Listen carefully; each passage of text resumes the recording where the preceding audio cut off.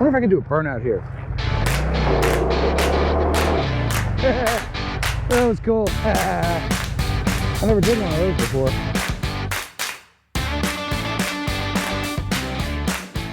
What's up, my friends? Welcome back to the channel. If you're new here, I'm John. This is Road Reality. I will not be showing my face in this video, probably. I can't guarantee that. I do like being on camera, but that's not why you clicked on the video. You clicked on the video to hear my top 5 reasons why I think this bike is the best bike ever. Yes, feel free to disagree in the comments below and let me know if there's anything I missed. Yes, I also know I recently put out a video where I said the KZ650 SR was the best bike in the world. I am not here to contradict that. There can be, yep, you saw it, two for the price of one, 2 best bikes. Actually, that's where I want to begin, because you can have a decent running, riding KZ or bobber, what is this thing? A Vulcan 800, that's it, yes, Vulcan 800, haha, see? You can have a good running, driving version of each for under $2,000. You can also buy a lot of other bikes for that same $2 grand. But I argue that this one and the KZ are the best bikes ever. And today, I'm gonna say why this one is the best one ever. Yes, they're cheap. Cheap. Brand new, this bike was like 5 or 6 grand, I think. And the KZ was like 1,500 bucks or something. But now these bikes are so cheap. You can get them on Facebook Marketplace for like 1,500 bucks, 2,500 bucks. Depends on what condition you want it in. If you need a pristine example like this one, it's for sale. No, I'm just kidding. Actually, it is for sale if you offer me enough money. Otherwise, I'm keeping it in the stable. And that's a shame because I haven't ridden it much this year and I feel bad about that. Regrets. But let's do a 0 to 30 test here real quick and I'll show you just how fast it is.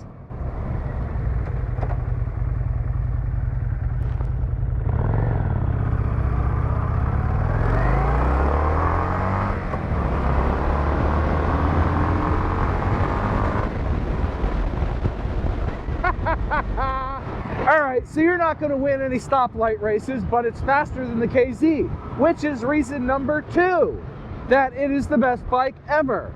So it's cheap and it's faster than a KZ.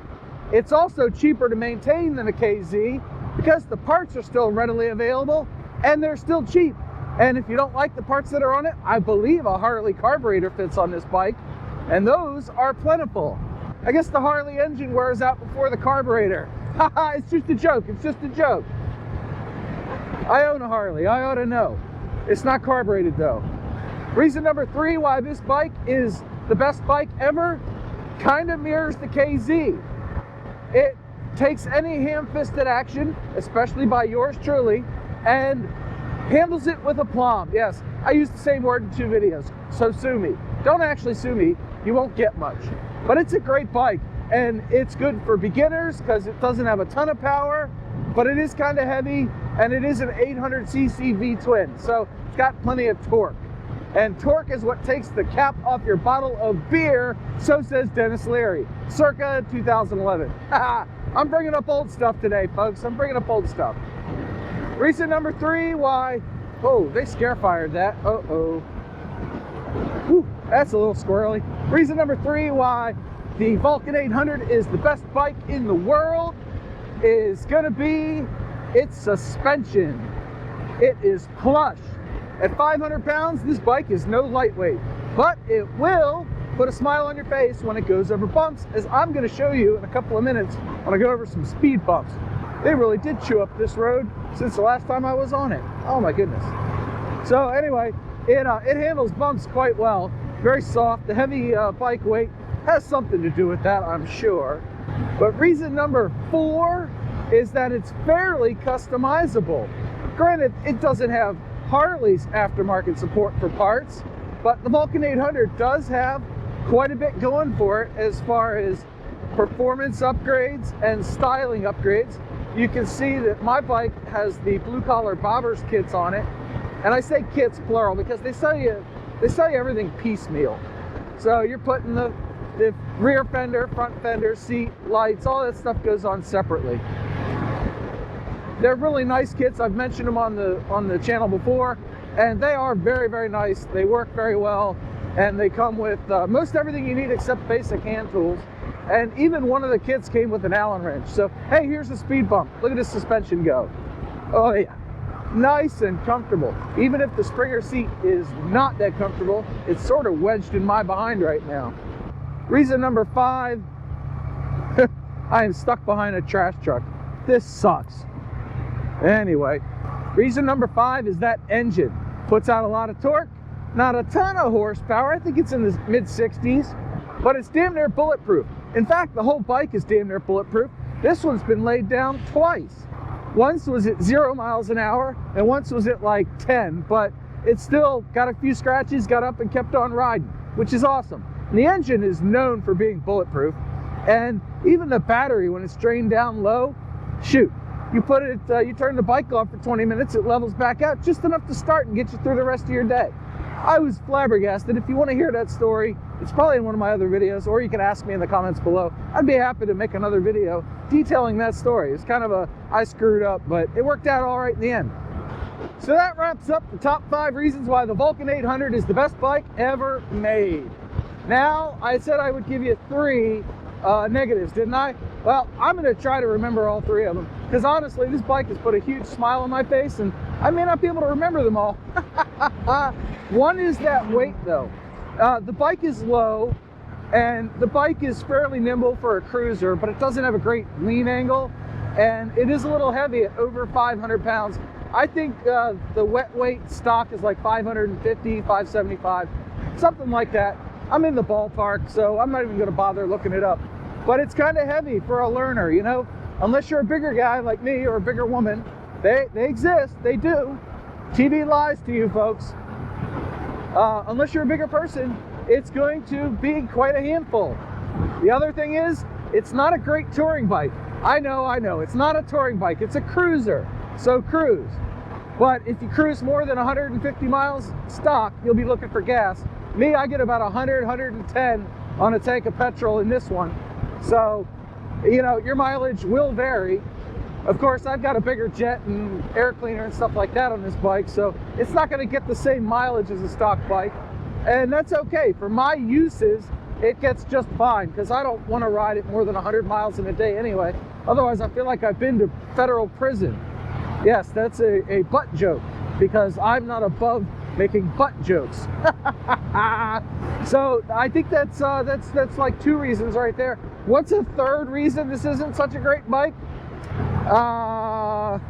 Yeah, you can't have mine. That's a great 3rd reason. Whoops, speed camera.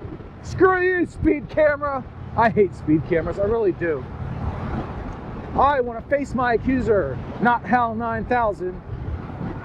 Oh yeah. So the 3rd reason that this bike is maybe not the best bike in the world is the brakes. With a single disc up front and a drum out back, you gotta plan your stops.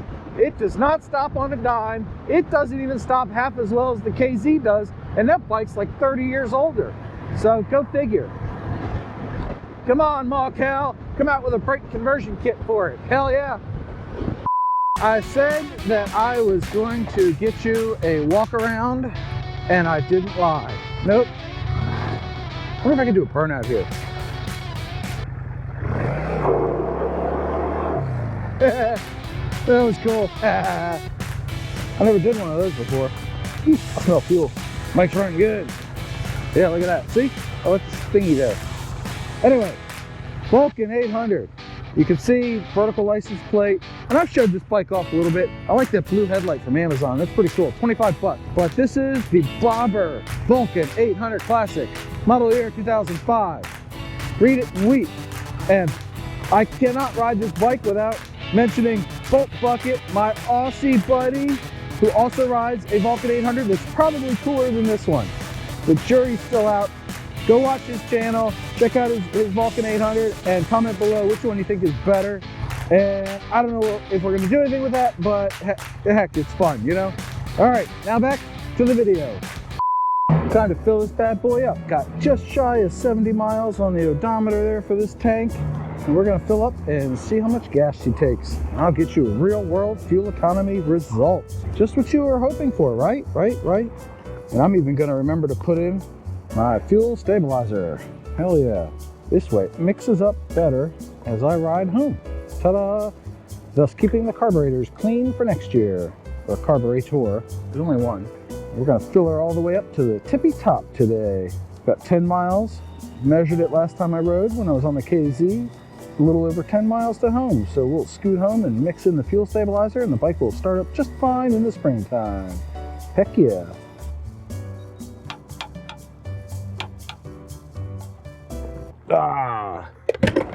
Spilled a little. Good thing I used the epoxy clear coat on this paint job. Protect it from stuff like that. 1.78 gallons. 4-gallon tank, under 2 gallons, 39 miles to the gallon. Heck yeah, we'll take that. Now it's time to ride home. So if you enjoyed this video, let me know by liking it, commenting below. Let me know if I missed anything or you disagree. And until next time, this has been John at Road Reality. Click on the video and playlist on screen now, and I'll see you in the next video. Bye for now.